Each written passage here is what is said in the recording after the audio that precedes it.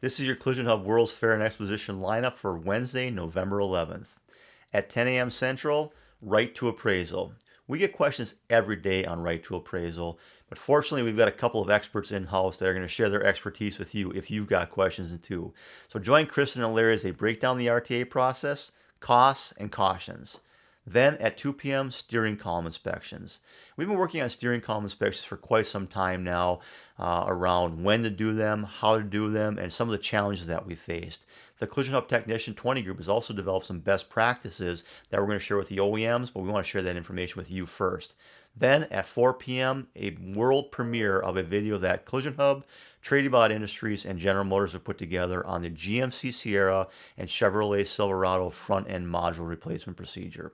Don't forget, everything's free and will be simulcast live on YouTube, Facebook, Instagram, and LinkedIn, and available for playback later on YouTube. You're not going to want to miss it. We can't wait to see you there.